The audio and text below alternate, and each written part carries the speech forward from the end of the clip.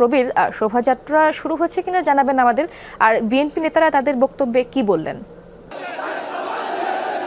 বিশ্ব গণতন্ত্র দিবস উপলক্ষে খুলনা বিভাগীয় বিএনপির আয়োজনে নগরীর শিববাড়ির মোড়ে বিকাল ৩টা থেকে কিন্তু এই সমাবেশ শুরু হয়েছে এবং আজকের যে সমাবেশ সেই সমাবেশে ইতিমধ্যে কিন্তু দেখতে পাচ্ছেন যে সমস্ত অতিথিরা মঞ্চে আসার কথা তারা ইতিমধ্যে আসন গ্রহণ করেছেন এবং আজকের এই সমাবেশে প্রধান অতিথি হিসেবে যিনি উপস্থিত হয়েছেন বিএনপির স্থায়ী কমিটির সদস্য গয়েশ্বর চন্দ্র রায় এবং সভাপতিত্ব করছেন খুলনা মহানগর কমিটির আহ্বায়ক অ্যাডভোকেট এস.এম.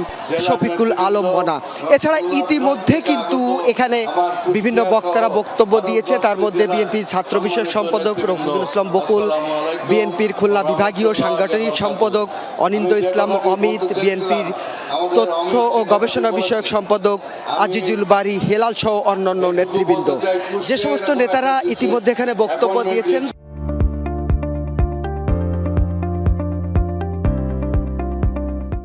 তারা বলেছেন যে একটা বিশেষ মুহূর্তে এই দেশ পুনর্গঠিত হয়েছে এবং এই দেশ স্বাধীন হয়েছে, সে কারণে যে ফ্যাসিস্ট সরকারের বিদায়ের মাধ্যমে এই দেশের পরিবর্তিত রূপ জনগণ দেখতে পাচ্ছে। এই দেশে আর কখনো এই দেশের মানুষ সেই আমল ফিরে আনতে দেবে না এবং কোনো ফ্যাসিস্ট সরকারের এই দেশে আর কোনো থাকার অধিকার নেই এবং কোনো দিন তাদের ক্ষমতায় আসতে পারবে না। শুধু তাই নয়, ইতিমধ্যে বিগত সরকারের আমলে যে সমস্ত দুর্নীতি হয়েছে সে সমস্ত দুর্নীতি নিয়ে তদন্ত করার কথা বলা হয়েছে। একই সাথে যে সমস্ত নেতাকর্মীদের গুম খুন করা হয়েছে সঠিক তদন্তের মাধ্যমে তার প্রত্যেকটি গুম খুনের বিচার দাবি করেছেন নেতারা এবং তারা এটাও বলেছে যে বিএনপি দীর্ঘদিন ধরে রাজপথে আন্দোলন করতে পারেনি, বিএনপির নেতাকর্মীদের গুম করা হয়েছে, বিএনপি কোথাও রাস্তায় দাঁড়াতে পারেনি, সেই যে পরিবর্তিত রূপ এই পরিবর্তিত রূপের মাধ্যমে এই দেশ তারা পুনর্গঠিত করতে চায়।